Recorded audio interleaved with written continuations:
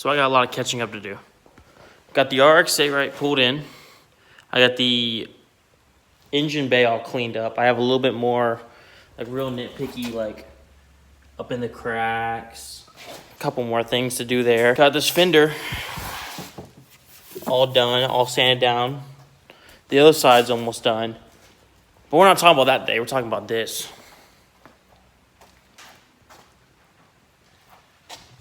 So, put you down, show you what I got. So, in the mail I got this Powerhouse Racing billet timing cover. Thingy, not cover. Holder. And what that will replace, wow, now that I'm feeling it, it feels a lot cheaper. I gotta clean all this up before I put it on. It's gonna replace this belt tensioner holder thing right here. Because you can just feel the difference. This is like,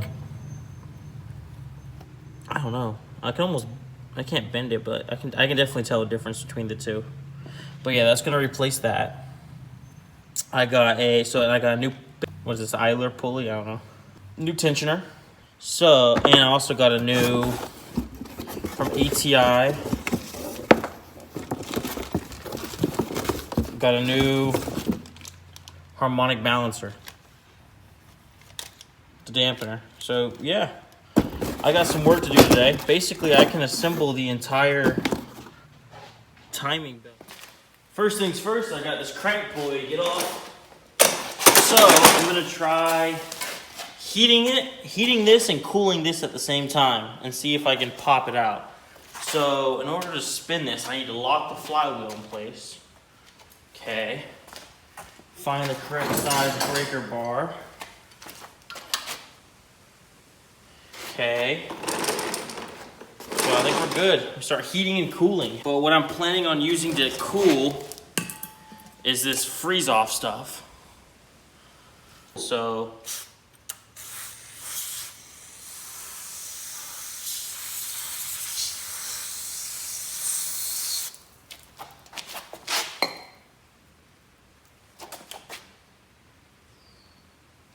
nope, so now let's try heating it at the same time.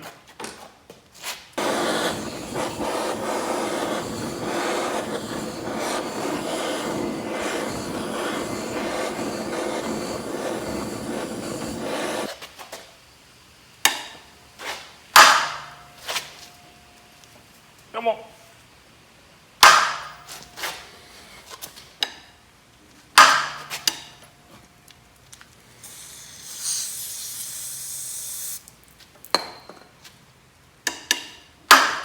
Come on.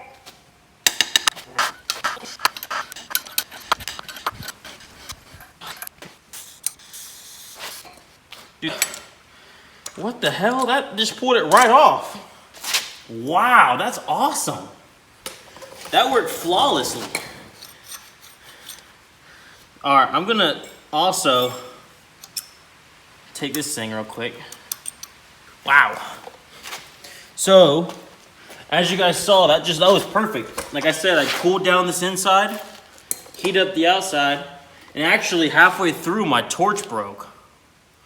So I'm kind of glad it worked. So when I talked to the people that designed the crank pulley, they told me the easiest way to do it is to set up some kind of boiling thing and boil it in the water and make sure the crank pulley fully expands. We'll see, but for now, I'm gonna come over here and I'm going to go ahead and follow these instructions. Seems pretty easy. OEM bracketing is the oil pump, the torque shoulder bolt to 25 pounds. Check for free movement back and forth. All right, cool. So next thing I do, and sorry if you hear that in the background, I have my pot for the crankshaft. I'm gonna boil it in the background. It's filling up. So I got my Powerhouse Racing bracket on.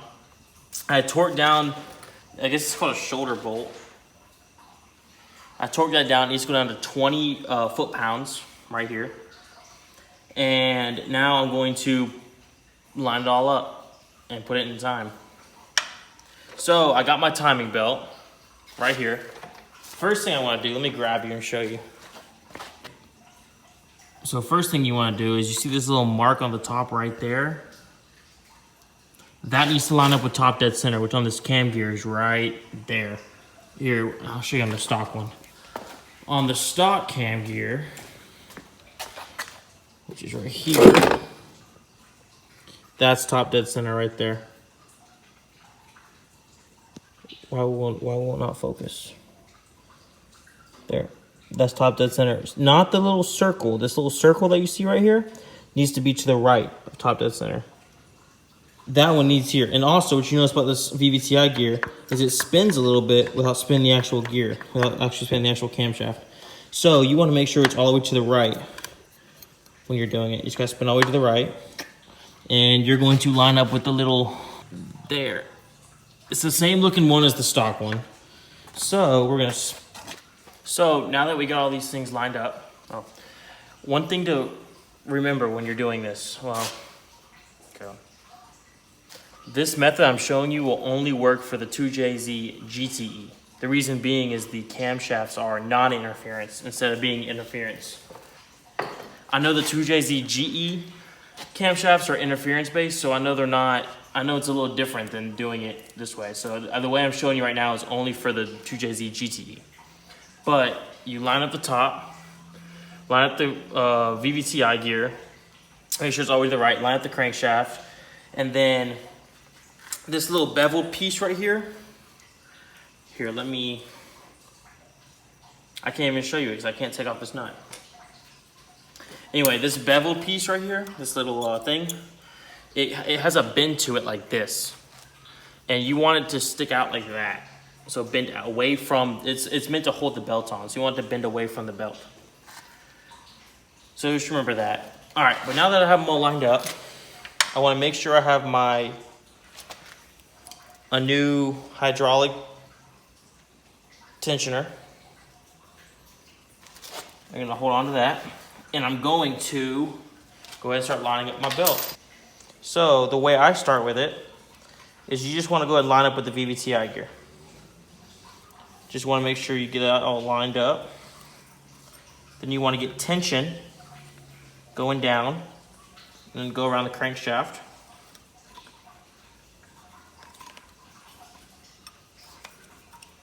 So you don't want that taut, you want tension.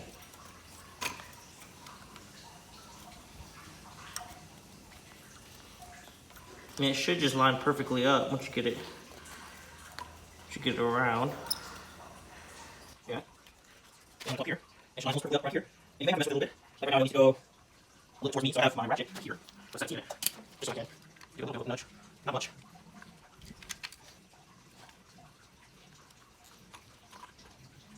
Just like that. Cool. That one. And that looks good. So, what I'm going to do to test it right now is give this thing a big old circle. Actually, first what I'm gonna do is tighten down the hydraulic tensioner, but I'm not gonna pull the plug on it yet. I'm just gonna tighten down, that's it. Looks like we're good. So theoretically, if this belt were to have slipped a little bit, I could adjust it right now before it got too late. Okay? So the tensioner's on, but the pin is not pulled. So they're all lined up right now, all the ticks, and the way I'm gonna check,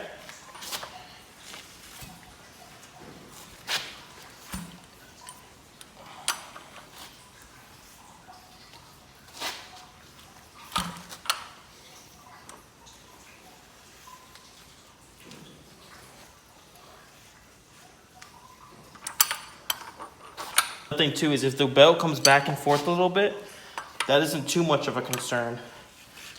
But if it's moving a whole bunch, you should probably just double check. Top dead. Like right there, top dead, top dead. This one's almost a thing behind. See, and that's why I was telling you, you want to make sure you don't fully pull out your hydraulic bearing. I mean your hydraulic tensioner. Okay, and now we're gonna rinse Wash and repeat.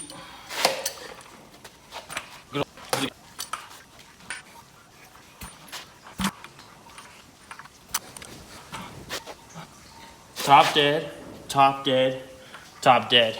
Perfect. Now I'll show you again. This is after the rotation. Top dead, top dead, top dead. You couldn't ask for a better timing chain, a timing belt setup.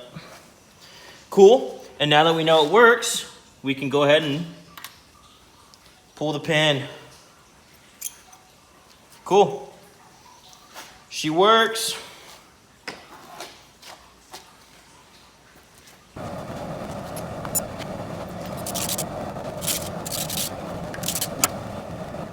Luckily, I bought these bolts from Ion.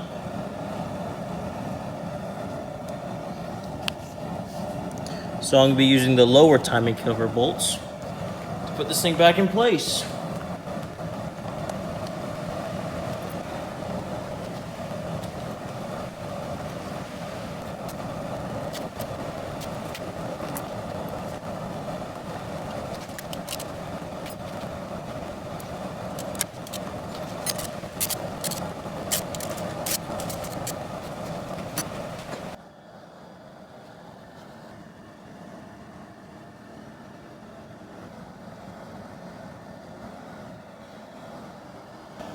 So I went ahead and put the upper and lower timing belt on, the timing belt cover on, and it looks pretty good, man. I'm loving it.